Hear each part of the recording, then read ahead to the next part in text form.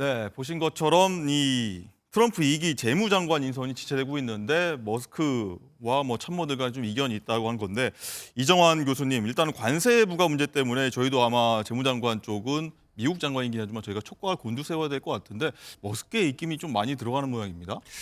이제 지난주에 결국은 사건들이 이러한 머스크가 인선에 개입하는 것들을 좀 반영하지 않느냐라는 이야기를 하고 있고요. 예.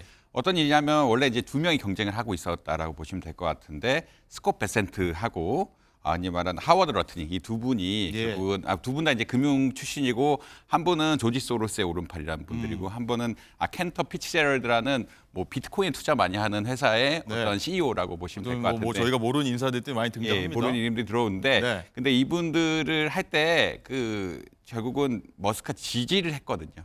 러트닉이란 분은 지지를 했기 때문에 예. 이것들 참모들의 의견을 수렴하지 않고 흔히 말하는 머스크가 잘하는 X 트위터를 통해서 네. 이분이 낫다, 이 사람이 되는 게 낫다라고 공개 지지를 하면서 굉장히 좀 갈등이 문제가 되니까 이 둘을 배제했다라는 의견이 나오고 있고 아까 그래서 새로운 인물을 인터뷰하겠다라는 이야기들이 계속 나오고 있다라고 보시면 될 것 같습니다. 결국 머스크가 이제 장관의 인선에 자꾸 개입하는 느낌들 그리고 이것을 보통은 장관 인선 같은 것들은 밀시, 그러니까 조용하게 해야 되는데 네. 이것을 흔히 말하는 트위터 X를 통해서 지금 하고 있기 때문에 그렇죠. 우리나라 같으면은 뭐 난리 농간이다 났죠. 많은 말 나왔을 예, 겁니다. 나 그거를 이제 자기 의견을 너무 세게 얘기하다 보니까 이 의견 조율이 안 되고 있고 의견 조율 과정에서 이제 갈등이 그러니까 의견 조율이 안 되면 갈등이 심해지고 갈등이 표면화되다 보니까 다른 분을 임명하겠다라는 그런 의견들을 펼치고 있고요. 아무래도 지금 나오는 의견들은 결국 기자님 얘기하신 것처럼 좀 이제 관세 부과에 대해서 좀 우리 허용하는. 그러니까 트럼프 정부가 경제적으로 추구하는 목적은 약간 모순적인 측면이 있거든요. 네. 관세를 올리면 물가를 낮추기가 어려운데 관세도 올리고 물가를 낮추겠다라고 이야기하는 굉장히 좀 양립 가능한 관세를 오르면 수입 물가가 오르게 되는데 수입 물가가 오르면 국내 소비 물가 당연히 오를 수밖에 없는데 두 가지 양면적인 것을 잘 조율해야 되는 그러니까 어떻게 보자라면 일반적인 경제 원칙에 맞는 이런 정책을 핀다라고 하면은 평범한 사람이 오면 되는데 관세는 올리지만 물가를 잡는 좀 흔히 말하는 맞지 않는 정책을 할 그런 재무부 장관을 임명을 해야 되기 때문에 좀 인선에 어려움을 겪고 있고 오히려 약간 충성심 같은 것들 높게 보는 이런 상황이다라고 한번 보시면 될 것 같습니다. 누가 맡아도 아마 혼란이 좀 있을 수 있다 이런 좀 분석이신 것 같은데 자, 이 내용을 좀 더 지켜보도록 하겠고요. 이 머스크가 이제 트럼프 2기 행정부에서 신설될 이 지난주 많이 나왔습니다만 정부 효율부라는 수장을 맡게 됐는데 정부 효율부라는 건 사실 어떤 조직 아니겠습니까? 그럼 도대체 이 조직은 뭘 하는 겁니까? 머스크가 이 조직을 끌고서. 이게 아직은 구체적인 안이 안 나와서 정확하게 말씀드리기는 어렵다라고 보일 수 있겠지만 일단은 부라고 하지만 기획재정부 이런 것처럼 부라고 하긴 하지만 그거보다는 아무래도 위원회 형식으로 운영될 가능성이 높다라고 아마 좀 많이 이해를 하는 것 같고요. 실제 부처는 아니고요. 예, 부처를 하게 되면은 백지 신탁을 해야 되는데 백지 신탁을 하면 경영권 포기한다는 얘기를 트럼프 재산 머스크 재산이 뭐 한 몇 조에 달하는데 몇 주에 다른데 회사도 굉장히 많은 다수의 회사를 운영하고 있는데 경영권 포기한다라는 이야기이기 때문에 네. 그거는 하지 않을 것 같다라는 의견들이 굉장히 많고요. 지금 위원회라면 하는 일이 어떨 것이냐? 결국 백서를 만들 가능성. 결국은 우리가 정부를 효율화하려 그러면 부처를 어느 식으로 정리를 하고 그다음 인원 감축 같은 것들을 어떤 방식으로 해서 이제 정부를 작은 정부로 만들 것이냐에 대한 부처 통폐합만 통폐합이라든지 인력을 AI로 어느 부분 대체를 하고 효율화시킬 수 있는 부분을 찾아가지고 어떤 부분에 대해서 어떤 방식으로 효율화해야 된다 일단 백서 같은 게 나올 가능성이 높고요. 그리고 이런 것들은 뭐 바이든 행정부라든지 바이든 행정부도 공급망 100일 백서 같은 걸 만들어가지고 이런 걸 만들어서 입법을 했거든요. 그러니까 이미 어떤 계획을 만들 가능성이 굉장히 높다. 그리고 어떤 문제가 이점이 있다는 것을 밝히고 이것의 대안이 뭔지에 대해서 이 구체적으로 만들어서 흔히 말하는 이제 이것들에 대한 의견을 듣고 최종적으로 법안 위반이라든지 이런 쪽으로 갈 가능성이 굉장히 높다라고 개인적으로 예측을 하고 있습니다. 이제 아무래도 위원회란 것은 이제 정부 부처는 아니다 보니까 가이드라인 그리고 이제 정책의 방향을 결정해 주는 데고 정책의 방향 연구해 가지고 결국 법안으로 위반은 국회에서 하는 이런 양상으로 진행되지 않을까 그렇게 예상을 하고 있다라고 보시면 될 것 같고 주요는 아무래도 인원 감축, 조직 효율화 뭐 이런 거라고 보시면 될 것 같습니다. 일단은 뭐 혁신적인 기업가라고 일단 일론 머스크가 알려져 있는데 그런 기업 경영인한테 국가 경영의 효율성을 맡기겠다. 뭐 누구도 손대지 못한 거를 한번 맡아주세요 하는 이런 의미로 저희가 보면 되겠습니까? 예, 정확하게 맞는 말씀이고요. 특히나 이제 일론 머스크는 제조업 기반이거든요. 그러니까 일반 지금 재무 장관이라든지 예전에 트럼프 1기에 또 이런 재정 효율을 위해서 금융업을 불렀는데 이때는 좀 실패했습니다. 그래서 흔히 말하는 차익 추구 문제 같은 것들이 벌치면서 좀 실패를 했는데 결국 흔히 말하는 제조업은 생산의 효율성이 굉장히 중요하거든요. 예. 투자 효율성이 아니라 생산의 효율성이 중요하고 어떤 부분의 인력을 감축하고 혹은 기계로 대체하고 이런 것들에 대한 연구를 굉장히 많이 했기 뭐 때문에 예전에 머스크가 과거에도 뭐 긴축 경영, 뭐 해고도 많이 했지 않습니까? 그거를 이제 국가 경영에 좀 대입하겠다 이런 얘기인가요? 예, 결국은 머스크는 효율성을 뽑아낼 수 있는, 그러니까 생산 전체에 대해서 흔히 이게 정부가 국가에 서비스를 한다는 차원을 이해한다라 그러면 네. 일종의 기업이라고 볼 수 있을 것 같고, 이런 기업 차원에서 효율성을 얼마나 더 뽑아낼 수 있는 부분들이 어떻게 되냐, 비용 효율성이라든지 인력 조직의 효율성 부분에서 금융 투자하시는 분들은 사실은 이런 것에 대해서 조금 어떻게 보면 좀 덜 민감한데 물건을 직접 만드는 이런 분들은 조금 더 다른 입장이라고 생각하니까 머스크에 대해서 아마 그런 기대를 가지고 정부 효율부를 운영하라 뭐 이런 이야기가 아닐까라고 개인적으로 추측을 하고 있습니다. 네. 뭐 만약에 이 공무원들이 대량으로 해고된다면 아마 반발도 굉장히 좀 심할 것 같은데 어쨌든 머스크의 이런 개혁, 트럼프와 손을 잡고 성공할 수 있을지 좀 관심 쏠리거든요. 개인적인 견해는 어떠십니까? 일단 철학은 지금 맞는다라고 보시면 될 것 같고요. 지금 머스크가 좀 고통을 겪었던 것이 결국은 이 바이든 행정부에서 친환경이라고 이야기하지만 전통적인 포드라든지 제너럴 모터스라는 이쪽에 보조금을 많이 주면서 테슬라가 좀 위축이 되었다라는 이런 의견들이 오히려 가지고 뭐 있고. 전기차가 좀 축소되는. 예, 전기차가 오히려 이제 이쪽에 몰아주고 자기가 가장 좋은 기술을 가지고 있는데 좋은 기술 못 발휘했다라는 불만 네. 같은 것들이 많고 그만이 효율적이지 않았다라는 이야기랑 좀 비슷한 이야기로 보시면 될 것 같습니다. 그러니까 결국은 트럼프나 뭐 머스크나 이제 작은 정부를 추구하고 어떤 효율성을 추구한다는 점에서 공통적인 이해관계가 있기 때문에 같이 갈 수 있는 측면이 분명히 있다. 그럼에도 불구하고 아까 이렇게 사실은 인원 감축 이런 것들이 인기 없는 정책이거든요. 네. 그러니까 정부에서 이런 인기 없는 정책들을 얼마나 수행할 것이냐, 그리고 노조의 뭐 다른 뭐 공무원들이나 이런 것들 반발을 어떻게 적절하게 막을 것이냐 이런 이슈는 좀 다르다. 그러니까 일반 민간 기업은 사실은 미국의 경우 특히나 유연화돼 있기 때문에 흔히 말해서 직장에 내보내는 게 쉬운데 정부는 또 여전히 다른 조직이라서 이런 것들을 어떻게 하느냐에 따라서 그리고 거기에 따라서 흔히 말하는 지지율 같은 게 어떻게 변하느냐에 그렇죠. 따라서 좀 변할 가능성이 있다. 목표는 같지만 그리고 생각하는 바도 비슷하지만 결국은 지지율 이런 문제들이 걸릴 수밖에 없다라는 그런 뭐 차이점이 있다라고 말씀드릴 수 있을 것 예. 같습니다. 어쨌든 뭐 이거 트럼프와 뭐 가히 뭐 머스크의 시대다, 공동 대통령이다 이런 말이 현재에서 나오니까요. 이렇게 볼 수가 있는데 가상화폐 비트코인 얘기를 저희가 한번 이 시대에서는 빼놓을 수가 없습니다. 이 주춤하다가 지금 비트코인 보니까 오늘 보니까 9만 달러 다시 이제 회복했는데 가장 궁금한 점이 이겁니다. 많은 분들이 궁금해하더라고요. 10만 달러 가느냐? 아니다. 아니면 가면 언제 가냐? 가장 궁금하거든요. 경제학 교수님이시니까 좀 전망을 좀 해주신다면요. 일단 비트코인의 디지털 금이라고 하는데 디지털 금하고는 약간 차이점이 있습니다. 그러니까 비트코인이라는 건 소프트웨어이기 때문에 네. 구형 소프트웨어거든요. 금은 뭐 몇천 년이 지나도 안 변하고 네. 사람들이 계속 수요하는 거긴 하지만 우리가 2008년도에 컴퓨터를 지금 쓰라라고 하면은 꼭 반드시 써야 되느냐의 의문점이 좀 따라 붙는다라고 보시면 될 것 같고요. 근데 그 말은 어떤 거냐면 흔히 말하는 펀더멘탈, 기술력이 좀 약하다라는 측면을 네. 말씀을 안 드릴 수가 없어요. 그렇다는 얘기는 흔히 말해 이걸 통해서 돈을 벌어들이는 능력은 조금 약할 수밖에 없다. 그 펀더멘탈이 약하다라는 금융시장 얘기를 드릴 수 있을 것 같고요.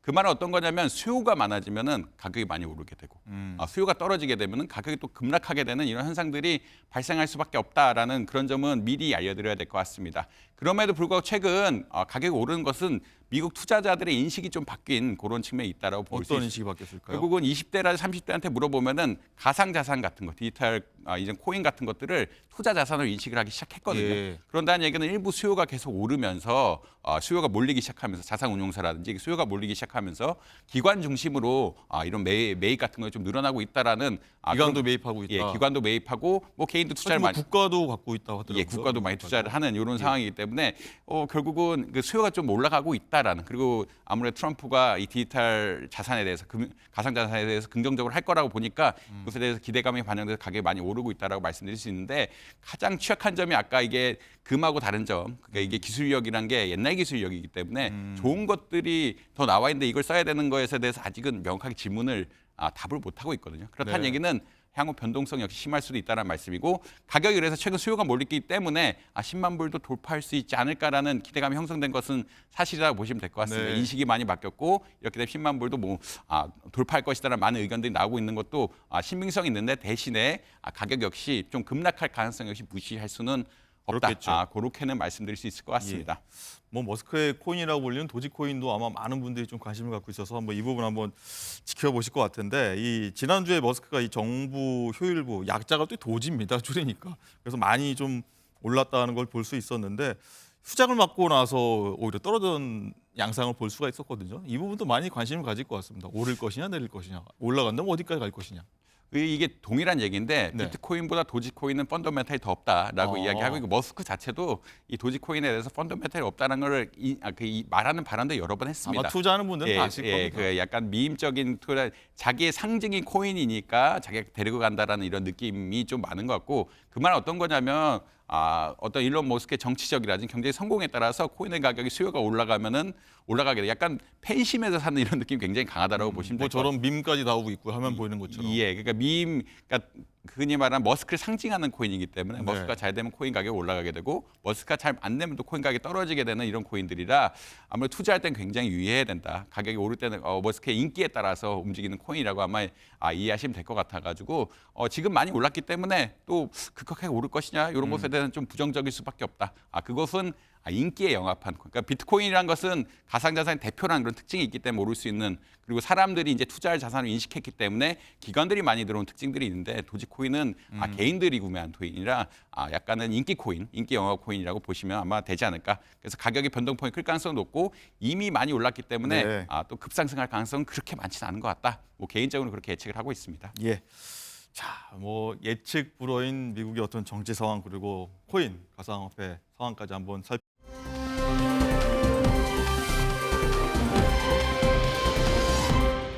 네, 보신 것처럼 이재명 대표 1심 선고에도 민주당 내 리더십이 흔들리기보다는 오히려 좀 강하게 뭉치고 있다. 강한 발언들이 나오고 있다. 이런 걸 볼 수 있었는데 먼저 장윤주 부위원장님 좀 전에 나왔던 이 당대표 비서실장인 이해식 의원의 SNS 한 번 더 보면서 얘기 한번 해보도록 할 텐데 로마 고서의 문장 인용해서 이 대표를 뭐 신의 사제, 신의 조홍이라고 좀 비유를 했는데 여기 대해서 좀 어제 오늘 좀 굉장히 많은 해석이 나왔습니다. 어떤 뜻으로 저희가 봐야 됩니까? 일단 뭐 과하다라는 또 비판도 분명히 나오는 것 같습니다. 네. 그런데 이제 이해식 비서실장 입장에서는 일단 명상록의 글귀를 이제 인용한 것이다라고 하고는 있고 물론 네. 이제 이재명 대표의 사진도 같이 올라왔고 그러니까 사진이 있으니까 연상이 될 수밖에 그렇죠. 없죠. 그리고 또 시기가 또 유죄 선고 또 중한 선고가 나오고 나서 올라온 글이기 때문에 여러 가지 해석을 낳는 것도 분명한 것 같은데요. 그런데 일단 지난주 금요일에 사실 이재명 대표를 향해서 징역 1년에 집행유예 2년이라는 사실 예상하지 못한 중한형이 나왔거든요. 네. 사실 당도 많은 충격을 받은 거 분명하고요. 특히 당원들 지지자분들께서는 뭐 충격을 넘어서 뭐 분노를 표하시는 분들도 계셨습니다. 사실 이해식 의원님이 당대표 비서실장이라는 그런 위치에 비추어 본다라고 한다면 당연히 당 내부에서 그런 또 혼란적인 모습들 또 충격 받으신 분들에 대해서 또 그런 부분들을 수습하고 또 추스려야 되는 입장도 있기 때문에 예. 여러 가지 또 감정이 격앙되고 또 충격이 있었던 상황에서 나온 글귀였다라고 한다면 저는 뭐 지금 나오는 너무 과도한 것 아니냐 이 정도 논란은 있을 수 있겠지만 과도하다. 뭐 그런 논란이 있을 수 네. 있겠지만 사실은 당원들이나 뭐 당 내부에서 바라보는 시각은 그래도 저런 이야기가 나올 수 있는 분위기였던 건 분명한 것 같습니다. 네. 어쨌든 이 신의 사제, 신의 좋은 표현에 앞서서 민주당 친명계에서는요 한때 이재명 대표를 뭐 아버지다 이렇게 비유하기도 했지 않습니까? 이 얘기 듣고서 어떤 얘기 있었는지 듣고서 한번 얘기 이어가도록 하겠습니다. 더불어민주당의 아버지는 이재명 대표님이십니다. 집안의 큰 어른으로서 민주당은 김대중, 노무현, 문재인, 이재명으로 깃발과 상징이 계승되었습니다. 축구로 치면 차범근, 황선홍, 박지성, 손흥민으로 깃발이 계승된 것과 같습니다. 이재명 대 차은우. 하나, 둘, 셋. 이재명. 이건 아니다, 진짜. 네, 뭐 이런 표현들이 나왔었습니다. 이 차은우보다 이재명, 보신 대로 이재명은 손흥민, 아버지 이재명 많은 표현들이 좀 있었는데 일단 국민의힘에서 이건 좀 애교고 이번에 신의 비유한 거는 이재명 대표 성인 만들기 아니냐 이런 좀 뭐 해석과 비판이 나오고 있는데 송영훈 대변인님 이게 어떻게 이런 현상 보시는지 궁금한데 단순히 이제 지지층을 위한 얘기인 건지 아니면 내년에 실제로 이재명 대표의 사법 리스크가 현실을 한다면 일각에서 뭐 얘기가 나오고 있죠. 이 포스트 이재명을 뭐 선택하기 위한 뭐 일종의 지명을 받기 위한 것이냐 여러 해석이 나오는데 어떻게 좀 판단하십니까? 일단 민주당에서요. 계속 저런 식으로 국민들의 마음과는 현저히 동떨어져 있는 표현들을 하면 할수록 민주당 정치인들이 국민들의 마음속에서 고립되는 길로 간다. 저는 그런 말씀을 드리고 싶습니다. 지금 조금 전에 우리가 봤던 그 이해식 의원의 말, SNS 게시글은요. 한마디로 말하면 신성모독입니다. 신성모독. 과도한 정도를 넘어서요. 거의 이제 이재명 대표를 신격화하는 수준에 이르고 있는데 더 훌륭한 인간이 되고자 노력을 기울이는 사람이 어떻게 전 국민 앞에서 방송에 나와서 또 전 국민에게 중계되는 국정감사장에서 거짓말을 그렇게 아무렇지도 않게 할 수가 있겠습니까? 이 허위사실 공표라는 것이 우리가 어려운 한자를 쓰고 있어서 그렇지 한마디로 하면은 대통령 되겠다는 사람이 전 국민 앞에서 거짓말한 거예요. 그런 사람이 어떻게 정의가 마음속까지 가득 차 있다라고 표현할 수 있고 또 고귀한 싸움을 하고 있다 이렇게 표현할 수가 있습니까? 그런데 민주당에서 이렇게 이재명 대표를 신격화하는 발언들을 해온 것이 사실 한두 번이 아니지 않습니까? 아까도 보셨다시피 더불어민주당의 아버지는 이재명 대표님이십니다. 이런 발언도 있었고 이런 것들이 반복되고 누적되면 누적될수록 지금 민주당 자체가 이재명 대표와 이제는 결별해야 될 시점인데 오히려 함께 공도 동망하는 결과가 될 겁니다. 지금 국민들께서 이 상황 한순간 한순간을 다 지켜보고 있다는 것을 명심하시고 정말 국민들의 마음과 공명할 수 있는 그런 말씀들을 하셔야 될 것이다 라고 말씀드리겠습니다. 자, 장윤주 부위원장님, 네. 이때 이게 이런 발언들이 엄호 발언으로 봐야 되냐, 아니면 충성 경쟁으로 봐야 되냐, 저희가 뭐 자막에도 나갔습니다만 많은 해석이 오가고 있거든요. 네. 이 부분은 장윤주 부위원장은 어떻게 해석하십니까? 사실 이재명 대표가 지난주에 그런 엄한 중형을 받게 될 것이다라는 부분은 당내에서는 거의 예상하지 못했습니다. 특히 이재명 대표가 이번 총선에서도 압승을 이끌어낸 대표였고 그 이후로도 리더십이 상당히 강하게 지금 당내를 또 강한 리더십으로 지금 지켜오고 있었기 때문에 그런 부분에서는 당원들이나 그리고 민주당 구성원들이 큰 충격을 받은 것은 분명하거든요. 그렇기 때문에 저는 뭐 조금은 과도한 발언들이 나오는 것이 뭐 이재명 대표를 향한 충성 경쟁이다 이렇게 보기는 좀 어려울 것 네. 같고요. 그런 것보다는 지금 분노하신 또 지지자들이나 또 충격받으신 당원들에 대해서 이런 혼란들을 또 사태를 수습하기 위한 그런 강경한 발언들이 나오는 측면도 저는 있다고 생각을 합니다. 사실 일각에서는 뭐 이렇게 계속 과도한 발언들이 나오면 오히려 또 부작용 나오는 것 아니냐라고 이제 우려하는 또 시각도 분명 있을 것 같기는 한데요. 사실 저는 지금 당 내부 상황으로 봤을 때는 그런 부작용이 있을 만한 우려될 만한 상황은 아닌 것 같고 일단 당으로서도 이런 또 정치적인 발언과 못지않게 또 항소심은 또 법리로 차분하게 준비해야 된다라는 또 그런 이야기도 많이 나오고 있기 때문에요. 일단 이런 차분함들 또 냉정함들 잘 찾아가고 그런 측면에서는 야당이 해야 될 역할도 제대로 잘 찾아가고 있다고 생각합니다. 네. 이렇게 친명계 의원들이 이런 움직임을 최근에 어제 오늘 계속 보였다고 하면은 비명계의 움직임도 저희가 한번 눈여겨볼 필요가 있다. 많은 언론들이 지금 주목하고 있는데 이런 뭐 많습니다. 삼총 삼김이라고 해서 김부겸, 이낙연, 정세균 전 총리 그리고 김동연, 김경수, 김두관 삼김이라고 하는 인사들이 물밑 움직임을 보인다. 뭐 움직임이 떠오를 거다 이런 얘기가 나오고 있는데 김영계 움직임에 이제 민주당 출신의 조홍천 개혁신당 총괄 특보단장은 이렇게 진단을 했습니다. 좀 흥미로운 대목인데 한번 듣고 오시죠.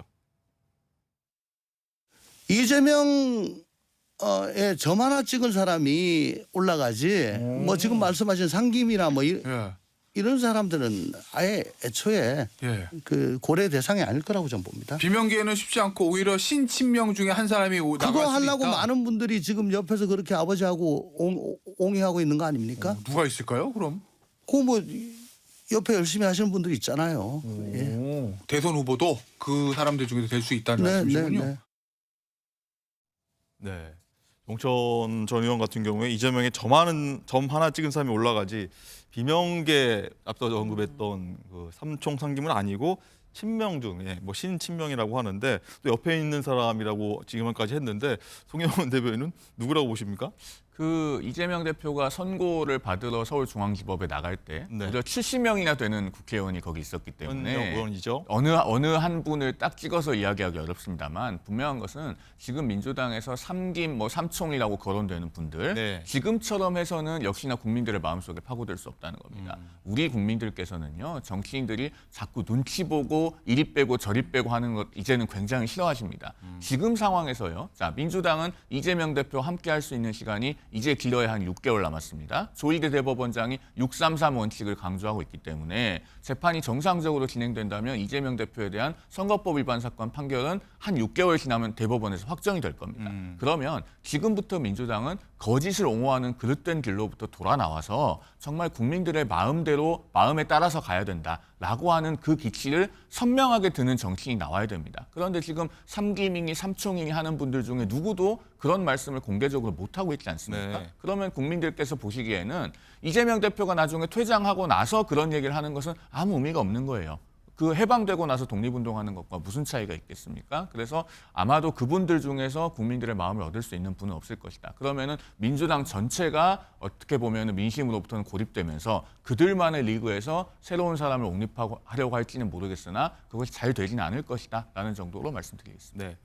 민주당 인사는 장현주 부위원장께 한번 여쭤봐야 될 것 같습니다. 이거는 뭐 일단 그런 움직임이 없을 거다. 비명계든 뭐 없을 거다라고 얘기는 하지만 혹시나 나중에 이재명 대표의 내년 상반기 정도로 예상되는데 뭐 2심 혹은 최종심 결과 나와서 좀 안 좋게 결과가 나왔을 경우에는 실제 이 비명계랄지 어떤 친명계의 어떤 뭐랄까요, 뭐 주도권 다툼이랄지 이런 게 좀 현실화될 수밖에 없을 것 같긴 합니다. 가정입니다만. 그렇죠. 일단 뭐 가정적 상황일 뿐이고요. 일단 지금 현재로서는 1심 선고가 나온 것에 불과합니다. 당연히 무죄 추정도 되고 항소심에 가서 민주당으로서는 무죄로 뒤집을 수 있다라는 또 기대가 있기 때문에요. 그런 부분에서 본다라고 한다면 당분간 뭐 이재명 대표의 리더십이 균열이 나거나 또는 뭐 소위 이제 비명계의 움직임이 뭐 본격화되거나 이럴 가능성은 거의 없다고 보입니다. 뭐 조은천 전 의원도 지금 뭐 이재명 대표와 관련된 사람이 뭐 다음 주자가 될 것 아니냐라는 취지로 말씀 주셨지만 조홍천 의원 같은 경우에는 지금 현재 민주당 소속이 아니시기 때문에 민주당 분위기를 제대로 아시기는 좀 한계는 있다라고 보여요. 그러나 지금 민주당 내부 분위기는 지금 이재명 대표를 중심으로 더욱 결속해야 된다라는 것이고 오히려 지금 같은 시기에 분열하는 것이 훨씬 더 큰 위험이다라는 부분에 대해서 공감대가 있습니다. 지금은 대비할 시간도 아니다라고 보시는 겁니다. 그렇죠. 지금으로서는 그런 대비의 움직임보다는 사실 1심 선고에 대해서 항소심에서 어떻게 다퉈 나갈지에 대한 부분 그리고 사실 이재명 대표의 1심 선고와는 별도로 민주당이 해야 할 일이 너무나 많습니다. 이재명 대표가 유죄 판결을 받았다라고 해서 김건희 여사에 대한 특검법 논란이 없어진 것도 아니고요. 명태균 씨와 관련된 여러 가지 공천 개입 논란도 사라진 위험들이 아닙니다. 사실 그렇기 때문에 야당으로서는 대표에 대한 판결에 대해서는 그것대로 대응을 하겠지만 말고 또 야당이 해야 될 일들에 대해서도 또 전선을 가다듬어서 제대로 해나가겠다 이런 입장입니다. 네, 어쨌든 이재명 대표의 사법 리스크가 내년 상반기 중에 현실화된다고 하면 지금 뭐 생각하는 것처럼 많은 생각들이 있을 거고 아마 많은 움직임이 있을 것 같다는 생각이 들어서 좀 더 지켜보도록.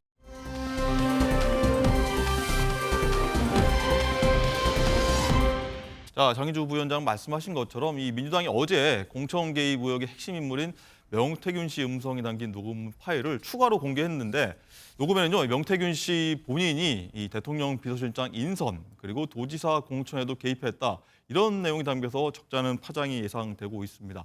자, 해당 녹취 듣고 얘기 이어가도록 하겠습니다. 사모 딱 전화해봐. 윤 의원님 비서실장 안 돼요. 내가 했죠. 사모님 윤한홍이는 훌륭한 사람입니다. 서울대를 나왔고 인사비서관하고 서울시에 있었고 경남도에 있었고 그렇게 훌륭하신 분을 어떻게 그 선거판에 저 비서실장을 씁니까? 귀한 그릇은 귀한 손님한테 써야 됩니다. 안 돼요. 바로 신랑 전화해갖고 내가 윤한홍 의원한테 안 된다 했으니까 당신 그래 알아. 네, 민주당이 2020년 3월 이 대선 직전에 명 씨와 지인 간의 대화였다고 지금 밝힌 건데, 자, 송영훈 대변인이 굉장히 좀 정리하자면 이 윤한홍 의원을 이 비서실장으로 대통령이 이 당선인 시절에 임명하라고 하자 자신이 김 여사에게 임명하지 말라 이렇게 얘기를 해서 김 여사가 그 조언대로 윤 대통령을 설득했다 이런 내용이고 윤 의원은 또 김 여사 전화를 받은 적이 없다. 저급한 허풍이다.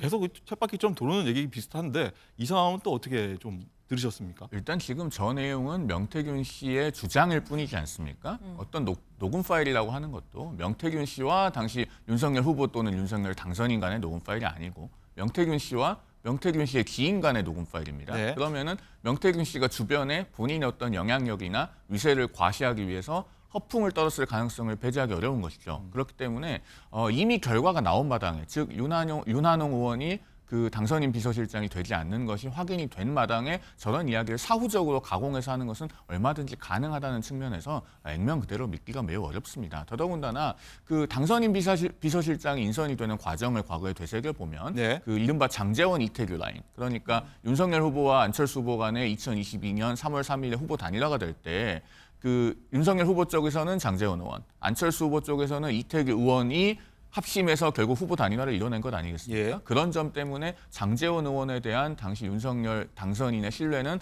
굉장히 돈독했다고 봐야 됩니다. 그런 점에서 명태균 씨의 주장을 액면 그대로 믿기는 어렵고 우리가 어떤 구체적인 증거가 있는 것과 본인의 주장일 뿐인 어떤 말이나 전언과는 현 단계에서는 조금 분리해서 볼 필요가 있지 않나 하는 말씀을 드립니다. 또 하나 이제 윤한홍 의원이 이제 경남지사 출마하려고 했는데 명 씨가 또 얘기해서 막았다는 부분도 있고 또 윤 의원 같은 경우에는 아니 캠프에서 일할 때라서 지사 출마할 시간까지 없었다라고 얘기를 하는데 이 부분도 약간 비슷한 생각이신가요? 그렇죠. 윤한홍 의원 본인이 이것은 단호하게 부인하고 있지 않습니까? 그리고 한 가지 좀 덧붙여서 제가 추론을 보태보면 예. 윤한홍 의원은 당시에 이제 명태균 씨가 윤석열 후보에게 접근하는 것을 알고 이 사람 평판이 그렇게 좋지 않은 사람이니 멀리 하시라라고 건의했다고 그런 부분을 공개적으로 이미 말하지 않았습니까? 그렇다면은 명태균 씨가 그 윤한홍 의원에 대해서 어떤 사감이 있어서 저런 이야기를 부풀려서 그러니까 마치 내가 뭔가 다 방해해서 되지 않았다는 것처럼 과시한 것이 아닌가 하는 의심도 듭니다. 네. 많은 얘기들이 엮이고 뭐 비슷한 얘기인 것 같기도 하고 이렇게 도는 얘기인데 장윤주 부위원장님 또 이 얘기도 있습니다. 박완수 경남도지사를 윤 후보 집에 데려가서 뭐 박 지사가 또 도지사 되는 게 꿈이다 뭐 이런 얘기까지 했다고 하는데 또 경남도지사 공천 개입 의혹 이것까지 지금 제기가 되는 상황입니다. 그렇죠. 뭐 손 변호사님 말씀처럼 이 명태균 씨의 녹취록만 가지고 어디까지 믿어야 될지 이 부분에 대해서는 국민들께서도 많이 혼란스러우실 것 같긴 합니다. 당연히 녹취록에 들어있는 이야기는 일방적인 주장일 수 있기 때문에 확인이 필요한 것 같고 검찰에서도 수사를 통해서 이 내용들, 전후 사정들, 객관적인 상황들 함께 다 확인을 해봐야 될 것은 분명해 보이긴 하는데요. 다만 명태균 씨의 녹취록이 지금 수많은 녹취록들이 공개가 됐는데 대부분 나오는 이야기들이 본인이 뭐 공천에 개입을 했다든지 아니면 인선에 대해서 뭐 입김을 작용했다든지 이런 식의 이야기입니다. 사실 이 내용이 정말 사실로 확인이 된다라고 한다면 명태균 씨라는 분이 도대체 어떤 인물이길래 대통령 부부에게 이렇게까지 영향력을 미치고 뭐 인선에도 개입을 하고 뭐 도지사를 뽑는데 공천에 개입을 했다라는 것이기 때문에 사실상 굉장히 큰 논란이 될 수밖에 없는 것이거든요. 당연히 이 녹취록이 주는 파장도 크겠지만 이것을 검찰이 신속하게 정확하게 수사를 해서 사실 확인을 해주는 것 저는 이게 가장 중요하다고 생각합니다. 네. 당시에 뭐 당대표까지 했던 개혁신당 이준석 의원이 뭐 폭로를 하고 있고 검찰 조사 가서 더 얘기하겠다고 해가지고 아마 이 사안이 계속 커질 것 같다 이런 생각이 좀 드는.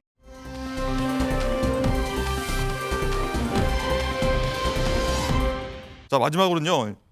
어제 국회를 보면 박장범 KBS 사장 후보자의 인사청문회가 있었는데 박 후보자가 윤 대통령과의 대담을 진행하면서 했던 말이죠. 이 명품 가방에 대해서 파우치다, 뭐 작은 가방이다 이렇게 얘기했던 부분에 대해서 굉장히 여야 의원 간에 굉장히 공방이 있었습니다. 그 얘기 듣고 한번 이어가도록 하겠습니다. 최근에 많은 논란이 되고 있는 이른바 파우치. 네네. 외국 회사 그 뭐 조그만한 백이죠. 네. 지금 논란이 되고 있는 디올백입니다. 물론 색깔은 다릅니다. 색깔은 다르지만 이게 조그마한 동전 지갑 정도는 아니고 제가 보면 거의 핸드백이에요.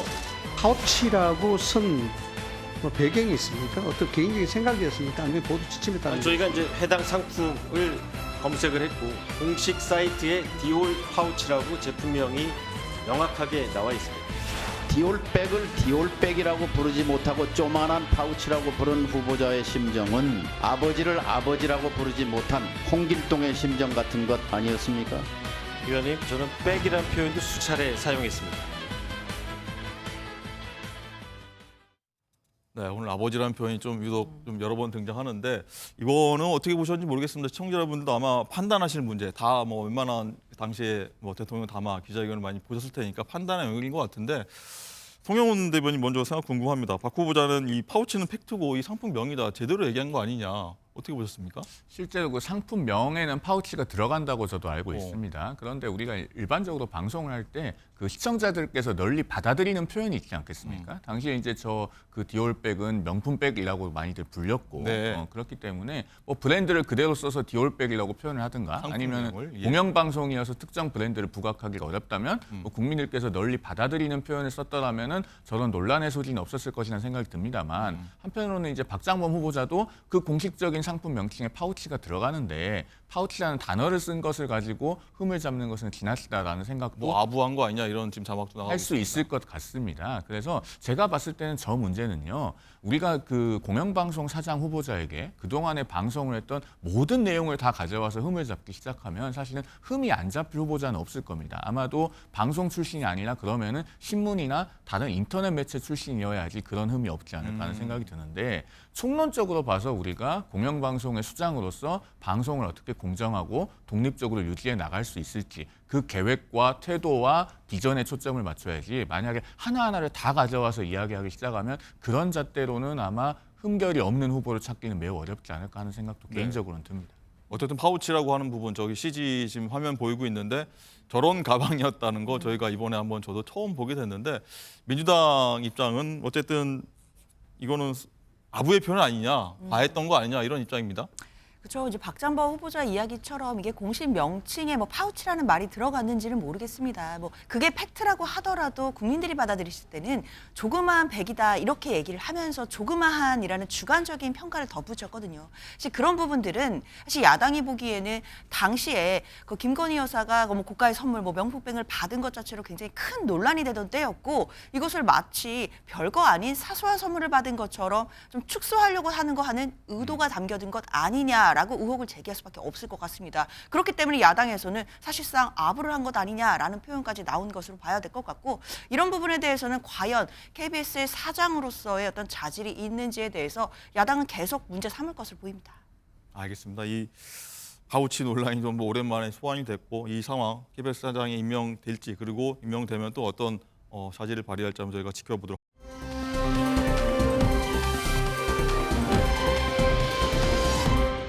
네, 저희가 사건 첫 번째로는 개그맨 김병만 씨 얘기를 다루려고 하는데 저희가 지난번에 김병만 씨가 이 전처 폭행 혐의로 검찰에 송치됐다 이런 소식 전해드린 바 있는데 그리고 김병만 씨 반박 입장까지 전해드렸는데 오늘 좀 새로운 소식이 나왔습니다. 이용학 교수님, 이 김병만 씨의 이혼 전말이 상세하게 밝혀져 충격을 주고 있는데 전처 A 씨라고 표현하겠습니다. A 씨가 김병만 씨 통장에서 수억 원, 뭐 7, 8억 얘기까지 나오거든요. 네. 이 빼갔다라는 얘기가 나왔습니다. 네, 그 이제 구조적으로 그 전반적인 그 경제적인 관리는 전처가 다 맡아서 했던 것 같습니다. 네. 저 인감, 통장, 뭐 OPT 등등을 말이죠. 네. 그런데 그 김병만 씨 자체는 뭐 해외 출장도 잦았고 이런 그 세세한 이 경제적인 지출에 대해서 잘 알고 있지 못하던 차에 무엇인가 그 현금 등을 포함한 등에 있어서 좀 납득지 못하는 아마 상황이 목격이 되었던 탓인지 예. 그 2019년에 그 이혼을 그 앞둔 상황으로 시기가 예상되는데요. 네, 화면 보시고 한번 설명 좀 부탁드립니다. 네, 그렇습니다. 지금 이제 말씀드린 처럼 2019년에 이르러서는 이제는 내가 단독으로 내 재산을 그 관리를 해야 되겠다. 이제 이렇게 그 마음을 먹고 예. 그러기 위해서는 사실상 그 공인인증서, OPT 등을 새로 재발급을 받아야 되겠죠.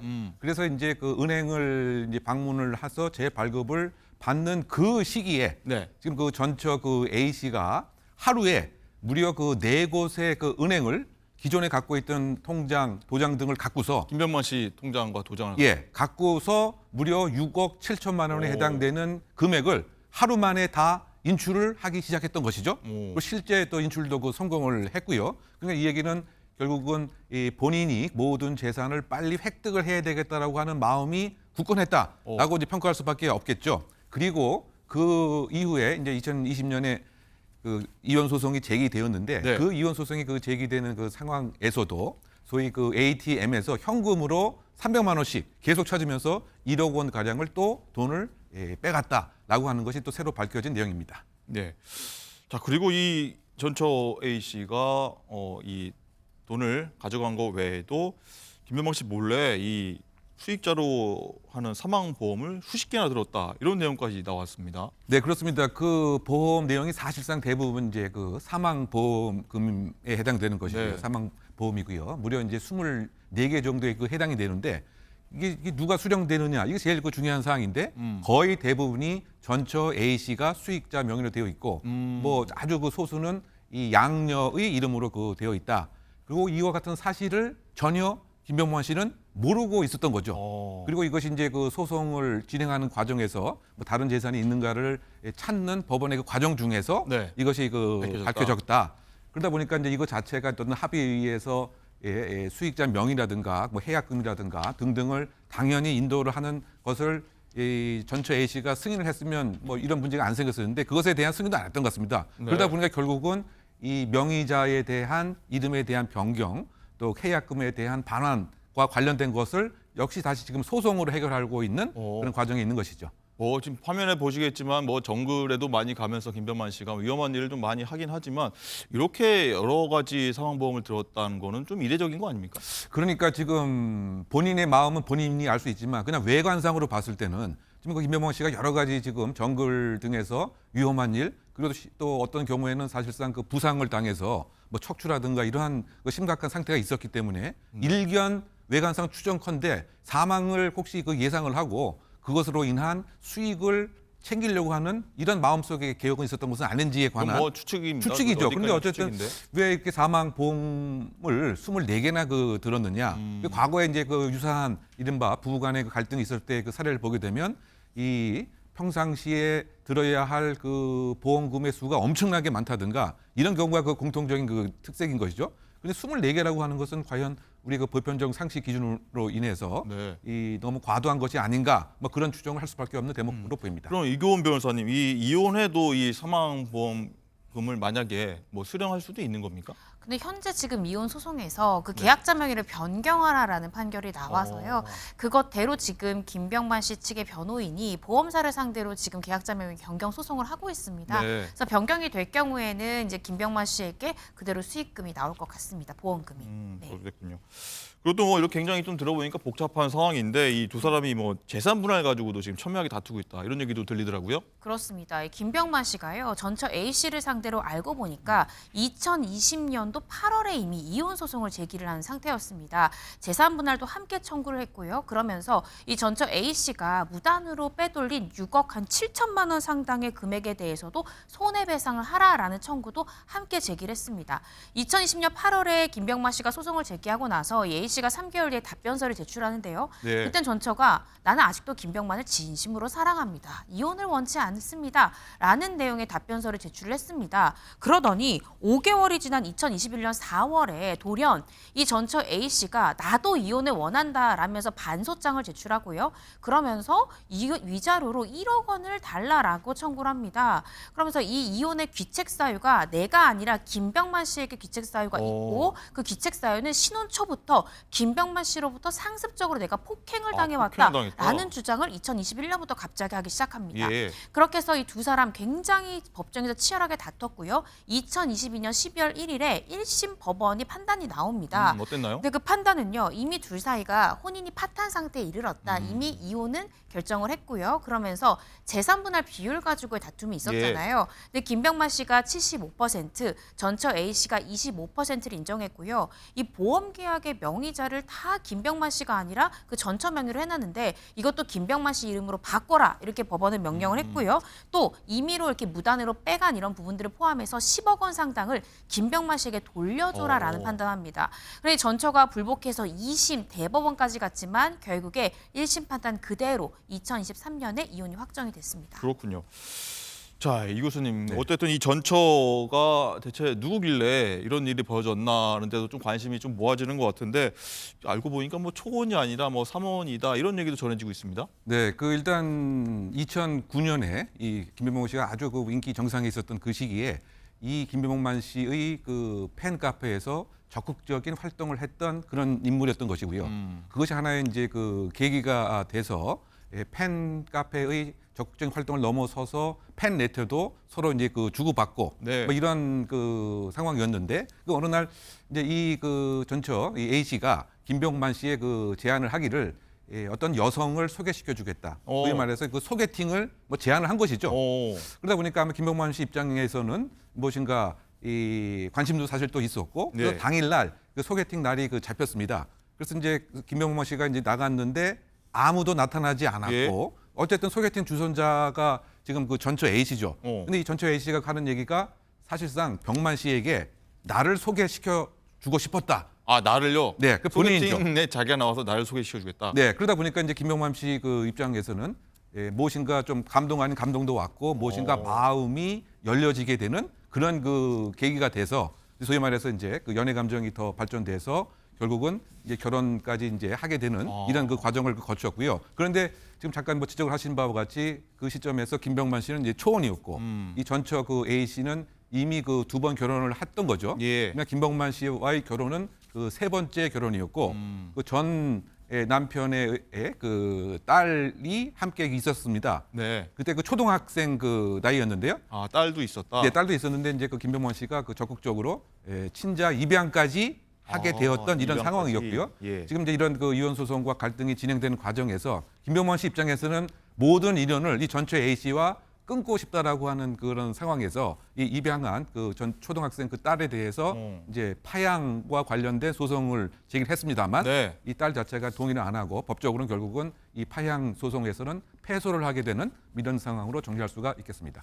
자, 이고은 변호사님, 그러면 이 전처의 딸 파양이 안 된다. 그러니까 입양했던 거에서 다시 이제 내 딸이 아니다라고 이제 소송을 건 건데 안 됐다고 하면은 이 상황은 또 어떻게 이어가야 됩니까? 그러니까 지금 파양을 놓고도 이 전처가 계속해서 돈을 지금 벌고 넘어지고 있는 상황입니다. 왜냐하면 파양을 원한다라고 당연히 파양을 해야겠죠. 이혼을 하니까요. 예. 그렇게 얘기했더니 전처 측의 입장은 파양 동의서를 받으려면 김병만 씨가 재산 분할을 안 받는다는 조건이 우리가 파양 동의서 써주겠다는 거예요. 근데 재산 분할을 포기한다라는 거는 지금 수십억 원을 포기하라는 논리니까 네. 김병만 씨 측의 변호인은 동의할 수 없다는 입장입니다. 그런데 소송 그 과정 중에 어떤 부분이 있었냐면 지금 이 전처는 나는 상습 폭행을 당했다라고 주장을 하잖아요. 그래서 가정법원에 내가 30여 차례 구타를 당하는 동안 4번 정도는 우리 딸, 지금 친양자로 들어온 우리 딸이 그 장면 목격했기 때문에 판사님 증인으로 부르고 싶습니다. 이렇게 가정법원 요청했던 거예요. 예. 그래서 그 딸이 지금 친양자로 들어와 있는 딸이 증인으로 출석했는데 어머니의 진술 내용과 달리 딸이 김병만 씨가 키가 작은데 네. 언제나 키가 큰 나를 아버지가 너무 아꼈다라는 오. 진술을 반전으로 했습니다. 반전의 반전이네요. 그렇습니다. 그러면서 항상 전화를 할 때도 내 안부부터 물어보고 오. 문을 열고도 항상 나의 상태부터 살피던 고마우신 분이었다면서 어머니 전처의 주장과는 달리 딸이 굉장히 고마운 분이다라고 진술하면서 결국 상습 폭행을 주장했던 부분이 가정법원에서 받아들여지지 않았습니다. 아, 그렇군요. 어쨌든 이 전처 A 씨 고소로 김병만 씨가 검찰에 송치가 되는데 그럼 향후에 어떤 수사가 좀 이뤄지고 재판은 또 어떻게 흘러가게 될지 한번 좀 예상 좀 해보시죠. 네, 지금 전처 A 씨 같은 경우에 가정법원의 이혼소송 과정 중에 내가 상습폭행을 김병만으로부터 당했다 주장을 했잖아요. 네. 그런데 3심 대법원까지 인정을 하지 않았습니다. 그럼 여기서 멈췄어야 되는데 또다시 이게 가정법원에 들어주지 않으니까 형사 고소를 한 거예요. 상습폭행, 상해, 심지어 강간치상까지 내가 김병만 씨로부터 당했다라고 전처는 주장을 했지만 경찰에서는 혐의점이 없다고 봤습니다. 왜냐하면 폭행을 당했다, 심지어 강간치상을 당했다라고 주장하는 때 김병만 씨의 출입국 조회를 떼보니까 김병만 씨가 해외에 있었던 거예요. 해외에 있는 사람이 강간을 할 수는 없고 폭행을 할 수 없지 않습니까? 그렇군요. 그래서 경찰에서는 혐의가 없다고 봤는데요. 현재는 이 사건 경찰 손을 떠나서 검찰이 수사 중입니다. 수사 상황을 좀 더 지켜봐야 될 것 같습니다. 네. 하나 둘 뜯어보면 뭔가 석연치 않은 구석들이 많은데 네. 사건 전개가 좀 어떻게 될지 한번 지켜봐 보도록 하겠고.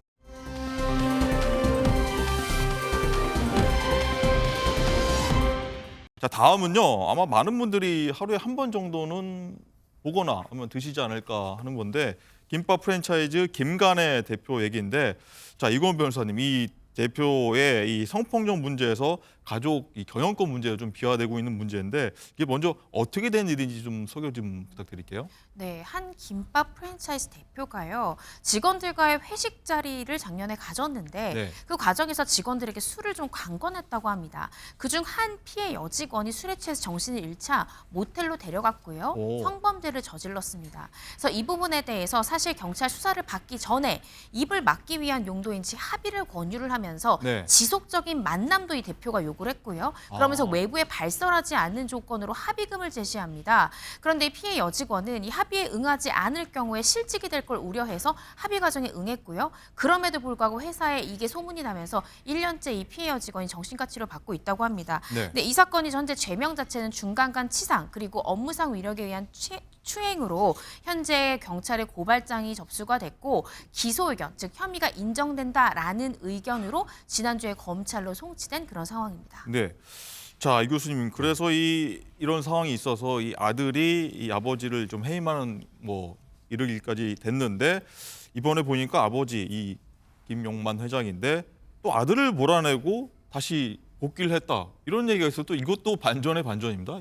네, 그러니까 사실 우리 김간의 그 김밥집 같은 경우는 대학로에서 조그맣게 김밥집이 시작이 되었던 걸 거기서 시작됐습니까? 네, 기억을 합니다. 그리고 예. 하나의 그 새로운 그 브랜드 가치가 소위 그 참기름 냄새가 바깥에 살살 나오게 하는 이런 방법을 쓴 거죠. 왜냐하면 그 김밥을 말고 자르는 그 장소가 바로 그 앞에 있지 않습니까? 네. 그 윈도우 바로 예. 뒤에. 그러니까 그것을 이제 시민들이 보면서 맛있게 또 신선하고 또 마르는 과정에서 참기름 냄새가 나는 네. 이것이 가장 그 주요한 이제 영업 방법이어서 이게 브랜드가 아주 브랜드 이미지가 좋아진 것이죠. TMI 정보까지 주셨습니다. 네, 네. 예. 뭐 그러던 상황에서 이와 같이 이른바 그 이전 투구식의 그 가족 간의 경영권 분쟁이 지금 시작된 것은 아닌가 뭐 이렇게 평가할 수밖에 없는 것이에요. 근데 그도 그럴 것이 사실은 이제 지금 쭉 이 변호사님 잘 설명하신 바와 같이 여러 가지 그 성추행 등을 포함한 일련의 그 범죄 행위와 그 관련돼서 이 김정현 대표가 이 김용현 회장을 이제 해임을 공식적으로 하고 그 다음에 결국은 회사 그 홈페이지에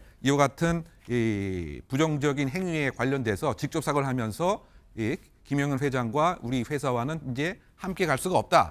이렇게 그 선언을 하긴 했습니다만 네. 하지만 그럼에도 불구하고 여전한 실력 행사를 통해서 사실 그 지난 8일 이 김용현 회장이 다시 대표이사로 선임이 되고 공식적으로 10일 날 날짜로 이 등기가 완료가 된 그렇다고 본다면 또 다른 지금 뭐 반전이 이루어지게 된 그런데 이것과 관련돼서 아마 이 부인도 무엇인가 경영권에 관한 지금 일단 지분이 있는 것 같고요. 뭐 고소 고발이 지금 막 난무하는 상황으로 요약할 수가 있을 것 같습니다. 네.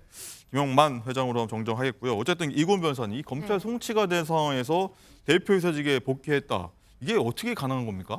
아무래도 이 회장이요 최대 주주입니다. 그러니까 이 해당 프랜차이즈의 지분을 무려 99%를 이 회장이 가지고 있는 거예요. 그래서 올해 초까지 대표이사직을 유지하다가 말씀 주신 대로 올해 4월에 결국 해임이 됐습니다. 그럼에도 불구하고 최대 주주였기 때문에 다시 복귀한 것으로 보여집니다. 네. 어쨌든 이 업무를 복귀는 했지만 피해자한테 진정 어린 사과가 먼저지 않을까 싶긴 하거든요. 뭐 저기 김간에 많은 분들이 이용할 텐데 그걸 떠올릴 수밖에 없다는 생각도 들어서요.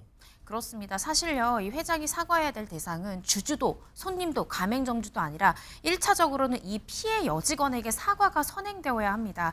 합의를 하면서 지속적인 만남을 요구하지 않나, 사내에 발설을 하지 않는다는 걸 조건으로 건 그런 형식적인 합의가 아니라요. 진정어리게 피해자에게 사과하고 그리고 이런 일이 재발하지 않겠다라는 재발 반지 서약 등을 진정어리게 해야 되는 것이 먼저이지 않을까 싶습니다. 네. 자, 이 교수님. 어쨌든 이 가장이 김간애라고 하면은 뭐 선입견을 이제 가지고 보는 분들도 아마 있을 것 같아서 가맹점주들이 가장 좀 이 상황을 좀 불안하게 지켜볼 것 같아요. 그렇죠. 어떻게 본다면 그 오너 리스크 때문에 그 열심히 그 일하시는 가맹점 그 사장님들이 그야말로 그 아닌 밤 중에 홍두깨라고 하는 이런 지금 상황으로 봉착된 것은 아니냐. 왜냐하면 벌써부터 뭐 불매 운동과 관련된 조주짐이 그 보인다는 거죠. 이러한 그 부정행위 또 관련된 이 성추행의 입막음 행위 이런 그 경영의 그 불공정성, 불투명성 오히려 비난 가능성이 높은 것에 대해서 네. 이런 음식을 어떻게 우리가 먹을 수 있겠느냐 여기에 대한 어떤 사회적인 제재, 응징도 필요하다고 하는 것이 일반적인 소비자의 그 심리이기 때문에 이것에 있어서 지금 열심히 일하시는 가맹점 그 주인들만 네. 상당 부분 지금 압박감과 불안에 떨고 있는 뭐 이런 그 상황이기 때문에 전격적으로 그 경영적 판단을 해서 네. 이러한 불안을 빨리 이 회사 차원에서 해소시켜 주는 것이 급선무가 아닌가 생각합니다. 네, 저희 회사 앞에 주셔서 저희 어제 한번 바로 가서 먹었던 기억이 나는데 어쨌든 피해자 가맹점주에게 피해가 없었으면 좋겠다 이런 생각.